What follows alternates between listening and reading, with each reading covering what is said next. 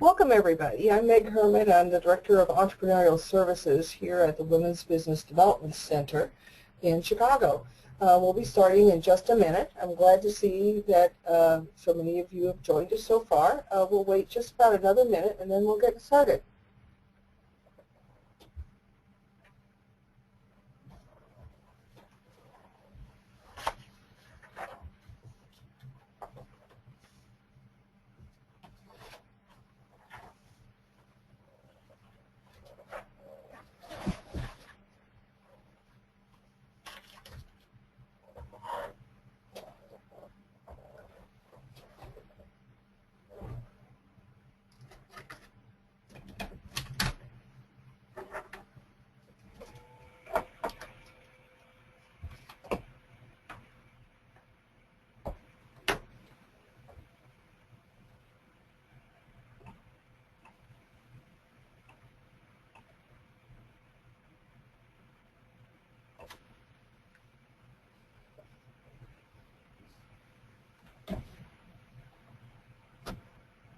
Okay, I think we'll get started. This is who I am, if you haven't seen me before, Meg Herman, and I work with businesses that are from the concept stage into startup to emerging, and sometimes with our established businesses. We have 32 people here at the Women's Business Development Center to help you grow your business. And we have coming up a wide variety of webinars coming up, so I do hope you'll stay tuned into our website and under events, and you'll see what's coming up. Just to mention a few of them, on the 3rd of February we have a webinar called Finding Your Way with the Growth Tools When You're Stuck, and that is sort of the introductory program to the program we're having today. We are doing a introduction to our overall WBDC services as a webinar on February 5th called Grow Your Business. We have another Growth Wheel workshop coming up on the 11th called Do You Know Your Way to Profitability? And another one, webinar on Growth Wheel tools focusing on whether partnerships are right for you, coming up on the 17th. We have an in-person workshop coming up on February 18th, which has to do with taxes for small businesses and getting ready for the filing season. That may be of interest to both startups and established businesses. Again, that's February 18th. We have the community representative from the IRS who works with small businesses coming and facilitating that session. We hope you'll join us for that. Also, you can register for that on the website or by phone. The final thing I wanted to mention to you is that every month I will have 2 new webinars on growth tools. And at the end of March, we will have an in-person business clinic specifically for those of you who've gone through these webinars and work with the Growth Wheel tools to help you move further along with those tools. So we hope that will be of benefit to you. So today, in this webinar of How Well Do You Know Your Customer, we're going to describe to you how you can get better understanding of your customer, analyze 5 areas of your customer's current situation with your product or service, and better plan your communications based on discovering the customer needs. We found that as entrepreneurs, we often don't know enough about our customers. We just sometimes don't know them. We haven't known them long enough. We don't know how to think about them so that we can best serve them. So by trying to understand who your customers are, you can get better at designing your products and services. You can get better at communicating with them as well. So you're going to hopefully today have a better understanding of your customer by building a typical profile of your customer. We'll have a tool for that, and analyze what your customer is thinking, feeling, doing, where they're going. As I said, we'll look at the 5 areas to better determine their needs in relationship to your product or service. and you're going to figure out your next steps to better plan and adjust your communications. So we're going to look at two tools today, and as you join the webinar, you will get the two tools that I'll walk you through today. And then you'll also get an article called Understand Your Customer and They Will Understand You. And finally, at the end of the webinar, which should be about a half an hour, 35 minutes, we will have plenty of time for you to ask questions and dialogue with me if you want, to provide feedback on the webinar or just ask questions. And you will also have the opportunity to make an appointment with a business advisor. You can do that through our front desk by calling our number and extension 100, and I will be giving you that number at the end of the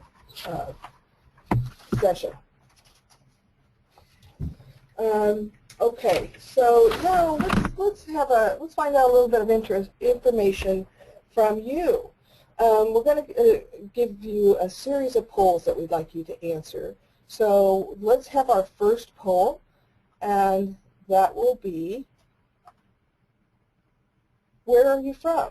So take a minute now to tell us whether you're from Chicago, other parts of Illinois, maybe another Midwest state or another part of the USA, and beyond. So, you know, it is Chicago, as I always say, and we're coming up to election period for the mayor in Chicago. So vote early. And we're not going to say vote often, we only want you to vote once, but this time vote early. Okay, so most of you have voted. Very good. All right, so let's close this poll, and you'll see what the responses are. Most of you, 80% of you, are from Chicago. And I think my friend from Ohio is here, so that's good. And so let's go into poll 2. Let's find out now, with poll 2, whether you took the prerequisite for this course. Remember, the prerequisite is finding your way when you're stuck. And so the next time we offer it, if some of you happen to join the call without going, is on February 3rd. And it's at noon. Same procedure for registering for that, and I hope all of you will register for that. Most of you are voting. Very good. Okay, 90% of you have voted.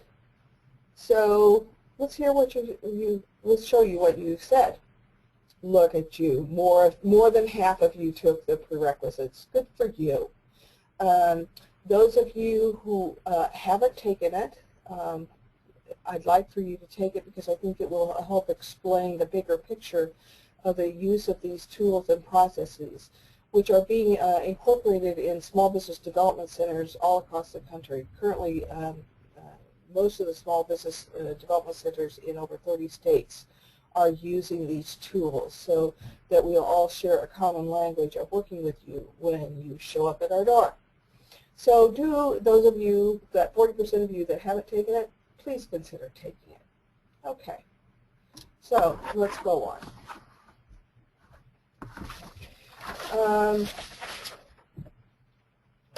Or just a second there.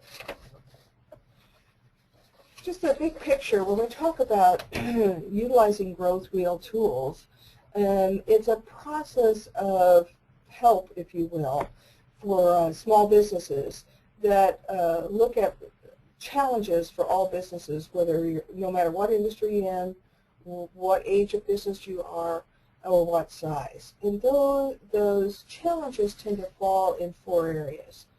2 areas tend to be outward facing and 2 are inward facing. As you can see for the upper part of the thing, these are the outward facing ones, and these are the internal development ones. Every business has to have an attractive business concept. We have to be able to attract and maintain customers. We need to build an organization that has strong operations where we can replicate what we want to replicate and be profitable. And we have to have an overall strong organization. Today's conversation before I go into that in each of those 4 areas, the Growth Wheel professionals have identified that there are 5 areas within each of those 4.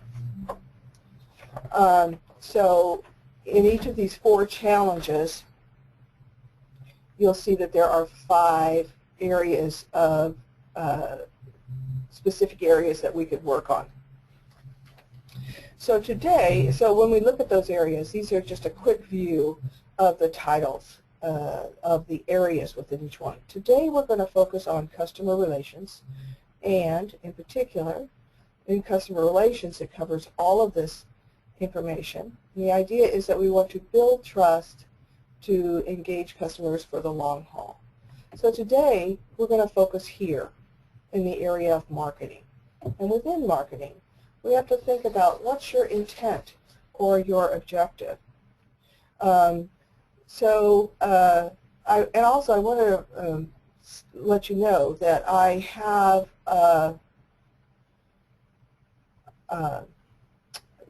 somebody says my slides are not updating. I hope that that's fixed now. Let me know, Carmen, if that's true. The intent, and also I want to say, for those of you not familiar with the webinars, there is a box that says questions, and you can write questions to me during the webinar, and I will get back to you as we go or at the end. And also at the end, we will have a verbal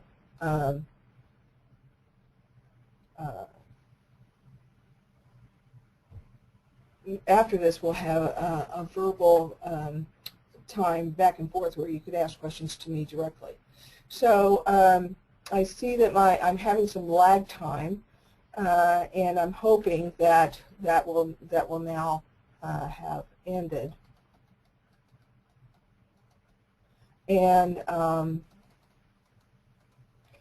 you have caught up with me.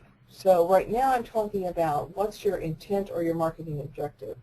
Do you want to attract new clients? Are you at that stage where you are building a whole platform of clients, or you're introducing a new product or service?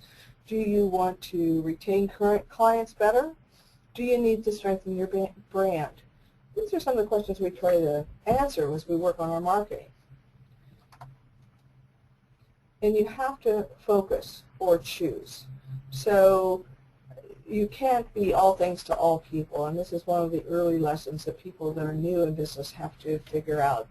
It's not, I will build it and they will come. That is not the way business usually works. It's, what are my clients' needs? What are my clients' problems? What are the gaps that they have? And how can a problem or a project or, excuse me, a product or service that I have meet those needs or solve that problem or help fill that gap? The broader your appeal, the less someone relates. Okay, I'm checking your comments here.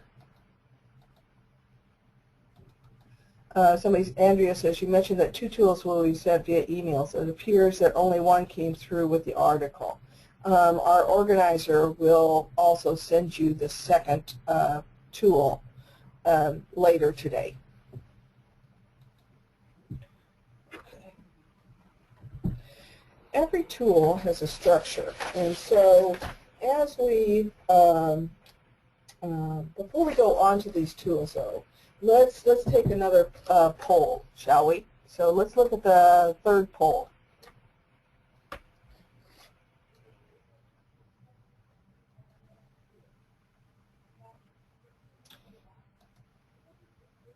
Okay, so now for our information, we'd like to know how you heard about this webinar. So please take a moment to fill that in. Almost there. A couple more of you.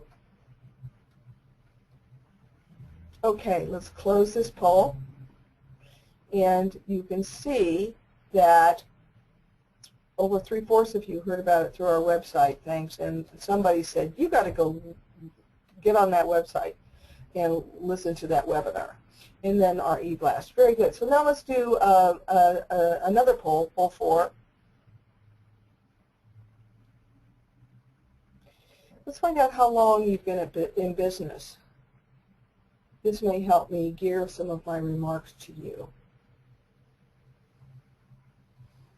Vote early, vote often.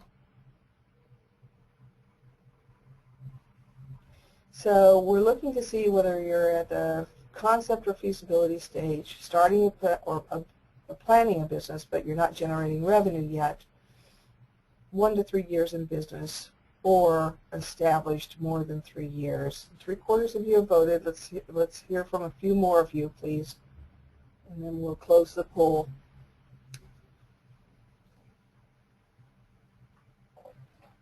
Any other voters, takers out there? All right, let's close this poll so you can see who's on the call with you. About a third of you are at the front end. A fifth of you are at the early stage, and 40% of you are in business more than 3 years. Great, that's great.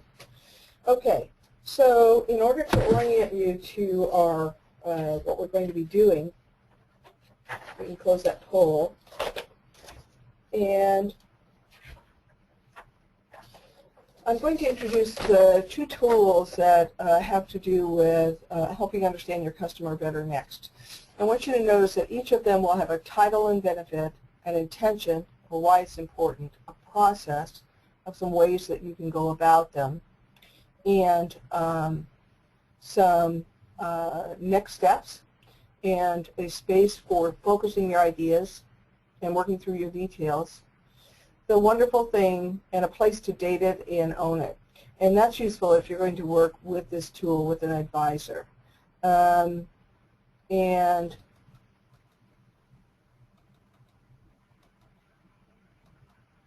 well, we're having some technical difficulties. One person is having technical difficulties. I'm hoping that the others are seeing what's in front of you, because I'm now going to show you the screen with the first tool. And I'm sorry, Carmen, that your screen is slowing. Ah, she can now see the first tool. Miracles happen. Yay. Okay. So notice I said that there's a title. The title's right up here. And the benefit, get a better understanding of customer by describing typical profiles, is here. Your intention, why it's important, is here. The process and next steps.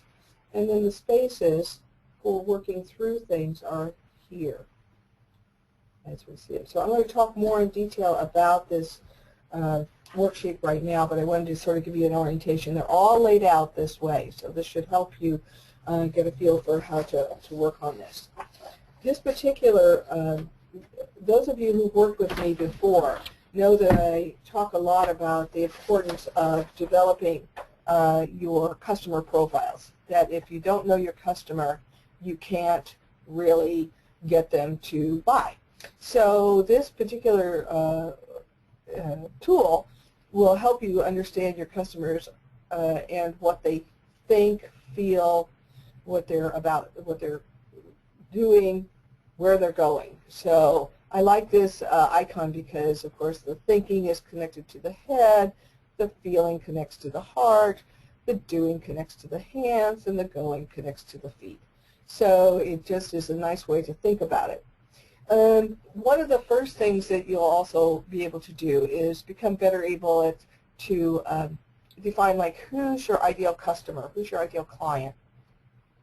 And that then informs how you will design your marketing tools and strategies and tactics, because you don't want to market broadly again. You want to market specifically. So a piece is the demographic information, or so the hard stuff, the age, gender, education, their position if they're a person in the company, who they report to, what industry they're in, what location. So that's just the facts. Then when we come over here and we're looking at what's the person thinking, what ideas are relevant that this person holds in relationship to purchasing my product. What assumptions does he or she have about buying, about this kind of a product, about their values, What opinions do they hold? That's very value-based. Then we look at what are their concerns and their interests, perhaps their fears, their preferences. And we look at, so what are they doing about that? What are their responsibilities in the organization? What projects do they have going on? Or what activities? You don't have to fill in all of this. These are all triggers to help you think through getting to know your customer better. You also want to look like what's their directions, what's their strategies, what are they hoping to, where are they hoping to take their area of the world as they move forward, and what changes or opportunities do they have. So now, when we look back at the processes, you want to start by stating as many facts that you know, and sort of tease out what you know in these 4 areas. And then when it talks here about continue by reading the 5 questions. The 5 questions, really they're talking about these 5 things down here. Your challenges, needs, circumstances, environments, and so on. So what do you know about their current situation? So you should have downloaded this at home already so that you could start working on this, hopefully not while we're in the webinar, but after, because I think this requires a fair amount of thought. You'll see that here's the place for you to own it. There's the date that you worked on it, your name, and your company, so that if you work with your advisor and you share a copy of that, they have that information already. The second tool that I'm going to introduce is called the customer survey. We're going to spend a lot more time on this one, but before you can do a customer survey, you need to know who you really want to send your customer survey to. That's why we spent time on talking about the customer persona. So this is very important, and I've had some social media colleagues tell me that one of the things that they always do is actually name the person. So Maggie is a 50-year-old woman who has a high school education, but she's risen through the ranks and she's purchasing manager now, and she reports to John Smith, who is the VP of purchasing in the industry that you're trying to target, and they have 5 sites in the Chicagoland area. That's an example of creating some facts about Maggie. So we'd want to think about, all right, what do we know about Maggie? And so you think about, like, what are her concerns? How do I get to know her? You may get to know her through networking meetings. You may know her already as a part of the community that you also are in. So you want to take this lens to look at Maggie differently than perhaps you've looked at her before. All of the information that you gather here is going to help you with creating the survey. And you don't have to create a survey. It may be that you're creating stimulating questions that would be added to your conversations. But the reason we do a survey is to be more concise and targeted in our questioning. So let's take a look at this particular tool real quick, and then I'm going to talk more about it after I orient you to it. So as you see, this is the customer survey is a way to collect information from customers which can help you improve your communication and sell more. And you want to prepare an interview or survey protocol with questions that you make sure to get the most relevant information without having to ask too many questions. So after I orient you to this, I'm going to go through some sample questions, not really sample questions, but questions for you to think about to structure your own questions in these areas. So as you can see, the benefit of doing this is to collect more information about potential customers. And in order to have an effective customer survey, you need 3 things. I think I have it here. Well, clearly it disappeared into the universe. Hold on just a second. All right. So notice that we have the categories of questions, and within that, here are some topics about facts. Again, this is another way to get at some of the information I was showing you at the previous tools. So these tools can work very well together. You want to research and Google the size or volume of the customer's business. Are they, what level of sales, what level of employees are the two vehicles we usually look at in terms of size or volume, maybe the size or volume that they do in your geographic area that you want to serve them in. What are their key competencies, and more about their organization. So you're going to determine, is this, are these facts relevant to me for what I'm looking for? And if they are, how do I build a question around that? So then we've got customer needs, customer preferences, customer buying products, and of course, a place for other, where you can build this.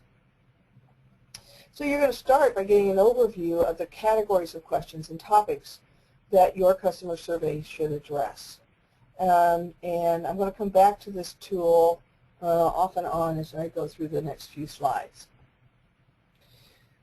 In your article that you got, these blue box information are in there, so you don't feel need to write these down because you have these coming to you already. But when you look at the customer and want to find out facts about the customer, what's their situation, their skills or competencies, how much do they buy of what you're wanting to sell to them, or the kinds of things that you want to sell to them, what are they currently buying and who are they currently buying it from. There's a lot of detective work here that isn't necessarily in the survey, but these are some of the questions about the customer. So when we look at questioning tools, what needs to be involved in every customer survey? Well, creating a survey, what we call a survey protocol, which is just a fancy way of saying what areas do you want to make sure you get information about, and how will you group your questions. A second thing that you have to have is a long list of respondents. If you do, the surveys can be written, they can be online, they can be in person, they could be by phone. So if you decide to do a written survey, that's the lowest response that you can get. Usually people don't take time to do that. They think they're going to, but it gets to be a pile B and then a pile C and then a pile D, and it doesn't get done. So more likely, it would be great if you can do an online survey. Your likelihood of that list is very good. And then what you get from that, once you have surveyed people, the benefit of it is that you have low-hanging fruit for people that you've already corresponded with. If you can get people on the phone or in person, that's lovely. It'll be interesting to see if people have the time to do this. That's why online surveys often, if they're very short, a couple minutes, people will, or if you tell people how long it's going to take them, if it's going to take them 8 minutes, you tell them it's going to take them 8 minutes, and they're likely to do it. They're likely to set aside that 8 minutes because it's easy to do. So that's the second piece of what you need. And then the third piece is that you need to create or acquire an effective database for sorting, organizing, and finding data so that you can do a decent analysis of what your clients are telling you. So let's look again at this survey tool. If we look at the customer needs, the customer's current situation is sometimes hard to determine. I would encourage all of you to Google as much as you can about the company and the person before you start this survey. And that may shape and revitalize the questions that you're going to be asking so that your questions become even more relevant to the particular customers. So you want to look at their challenges, their opportunities, their goals, their special needs. And you determine, again, whether that's relevant. When we look at customer needs, some other triggers about how to think about the needs is what are the trouble that they're having in getting to the market? And what problems is the customer dealing with? You know, is it that they have turnaround time issues, that they have money lag issues where payments don't come in when they should and they can't get more product out the door? Are they having internal issues with coworkers? Do they have the right customers or not enough customers? You know, what are they trying to achieve with their own customers? So if we look again at this, we're looking at the customer preferences. When we say how do they prefer to do business?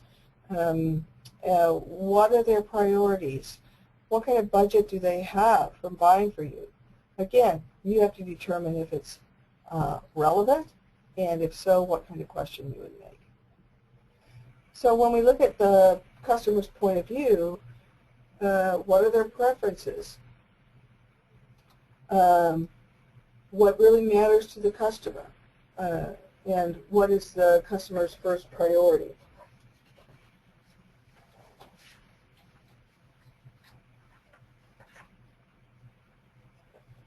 So these are some of the questions that will show up in this part of this customer survey.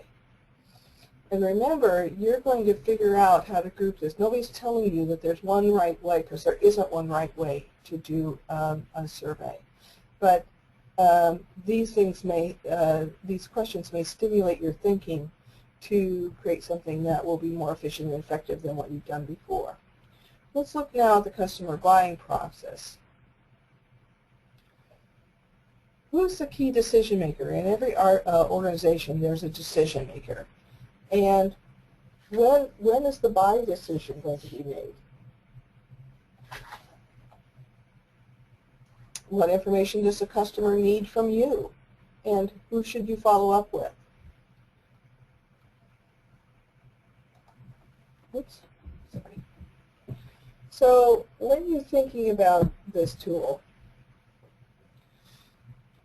there's also, you know, the consideration of who do they buy from now, the current vendors, how much do they buy, what do they buy, and who are their decision makers and time frame, and what information do they need. Now you're also going to have other questions because you know your customers best. So where we start, this is where we've started organizing and thinking through what categories of questions and topics should we address in our customer survey. Then your next steps are to evaluate which questions are relevant to ask. And the third thing is then to continue to find ways to best phrase the topic.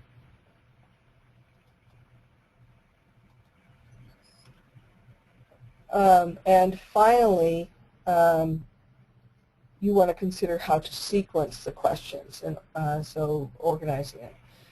Then after you structure and organize your customer survey, you should be thinking about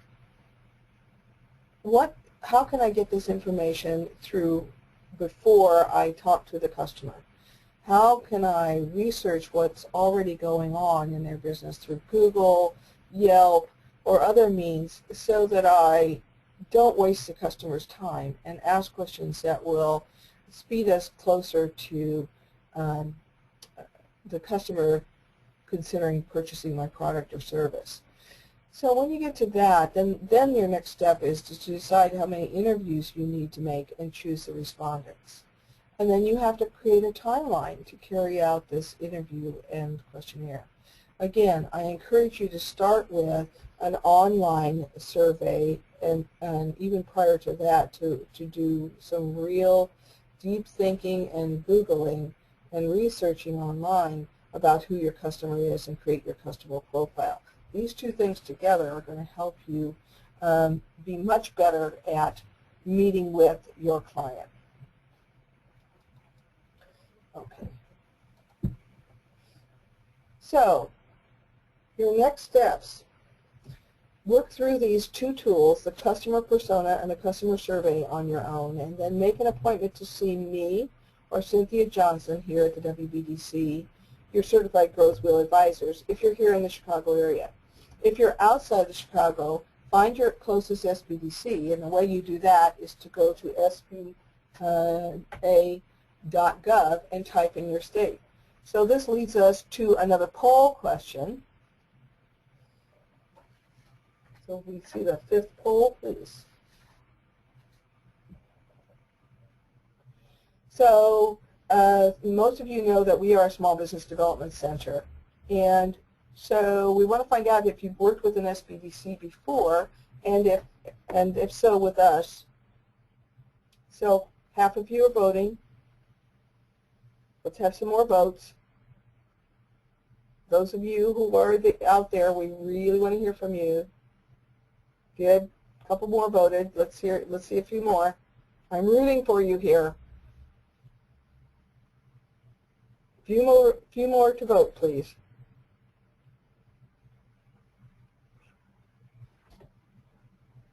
So only 70% of you have voted. Now that's up to 80.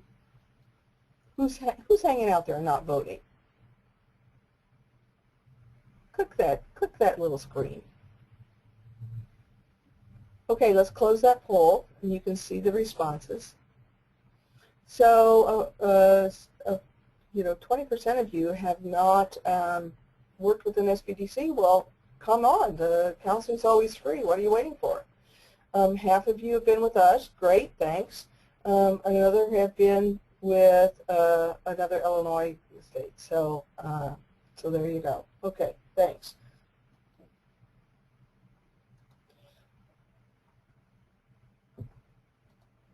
So obviously you need to schedule an appointment with an SBDC advisor near you. And most, as I said, most of the centers have a Certified Growth Wheel Advisor. And with that advisor, determine which additional tools you might want to work with or through to get you to the next level of planning on the issues. And for you, if you haven't, look at the variety of tools you might work with at growthwheel.com. This is the licensing body, and the author, David Mahdi, is the one who, he and his team created these tools and frameworks and articles for you.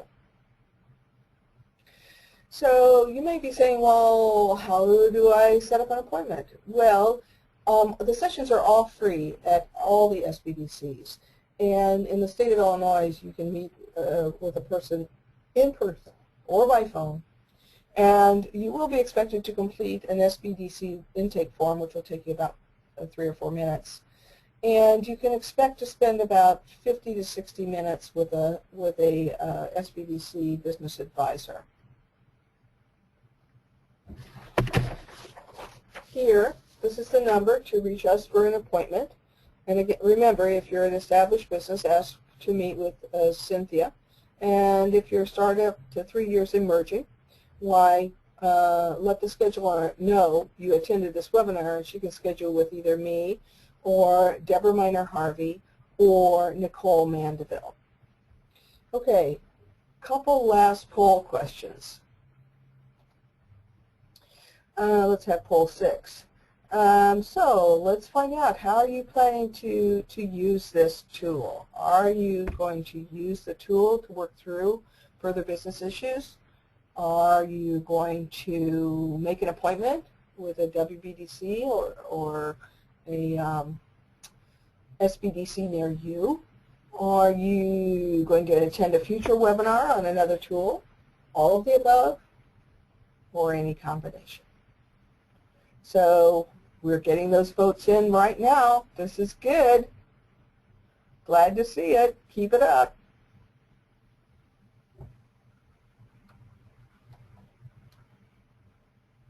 One more moment here, and then we're going to close the poll. 78% of you have voted. That's pretty good. Okay, let's close this poll. And you can see that all of you are taking action. That's great. I'm glad to see that. Okay, let's do the last poll. And this is something we asked because we have some other funders who and services that we do. So, are you a veteran of military services, interested in opening a child care business, or already in business and going to expand, or an established business in the Aurora area?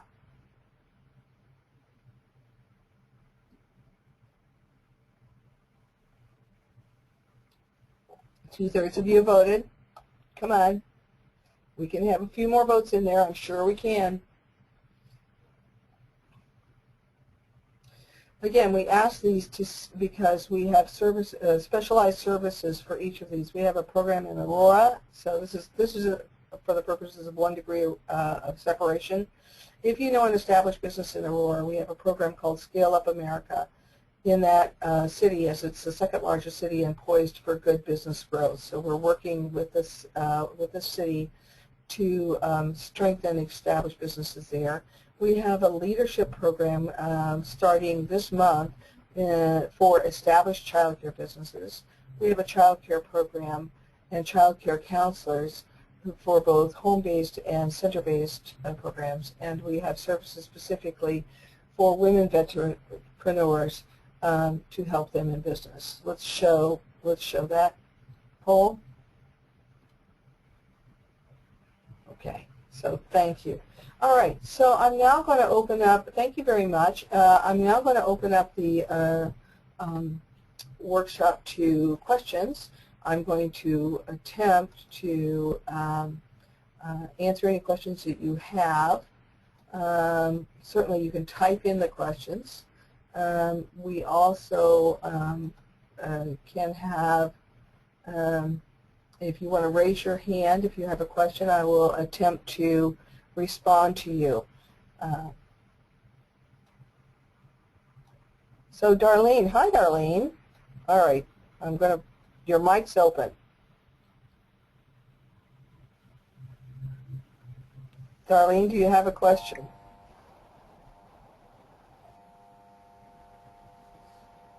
Darlene, are you on the phone? All right, we're going to go to somebody else who might have a question.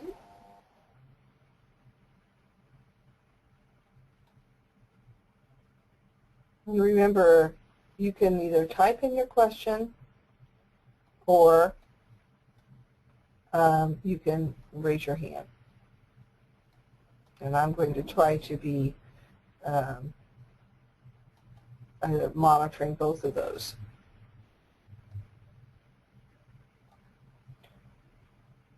Andrea, are you there, Andrea? Yes. Yes. So I see that you had a question, but if you don't remember the question, it's okay. How are you? Glad you joined us again on this call.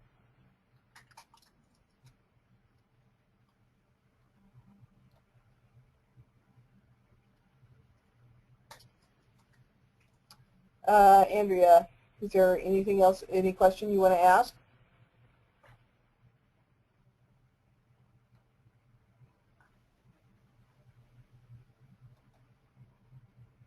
Meg? Yes. Can you hear me? Yes, I can. Okay. Oh, good. I'm sorry. I was typing in my question. I assumed you could see my question typed in.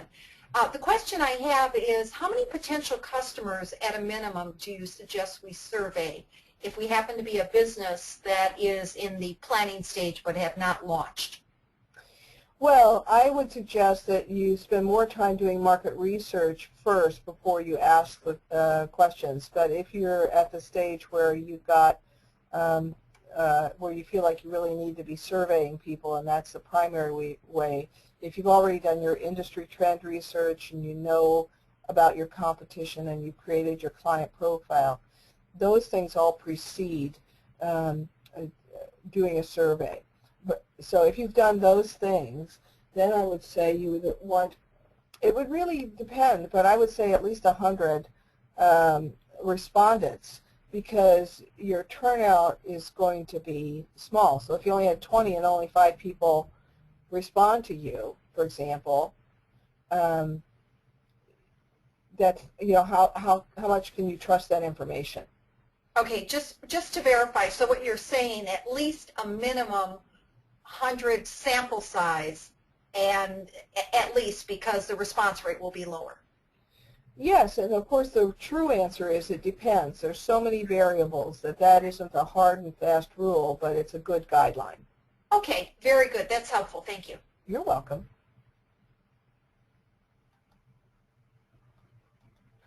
So, any other questions that we have from people?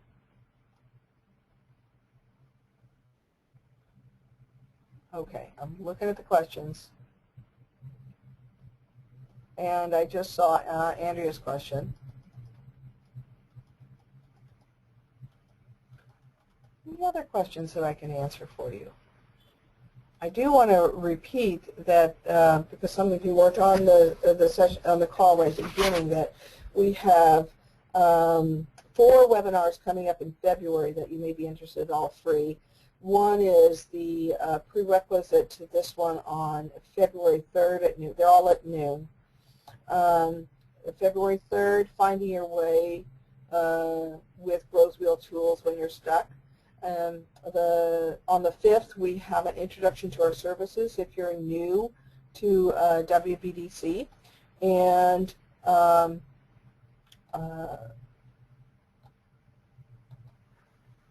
then on the 11th, do your Know Your Way to Profitability.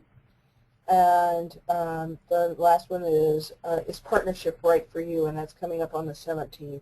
On the 18th, we have an in-person workshop on taxes for small businesses that will be facilitated by the community relations person from the IRS for small businesses. I think that's something that's really timely and useful, so we encourage you to sign up for that. And we will have 2 specific Growth Wheel tool webinars a month, so watch for those every month. I've just planned them for March and April. And what I try to do is one in each area of the Growth Wheel and rotate through them so that we're focusing on all parts of your business as we go. We also have an in-person business clinic scheduled for you for people who have worked on their Growth Wheel tools and want to work with a counselor in person, scheduled for Friday, March 20th in the morning here at WBDC. And you can register for that online as well. It is also free. All right, so any other questions that you have for me?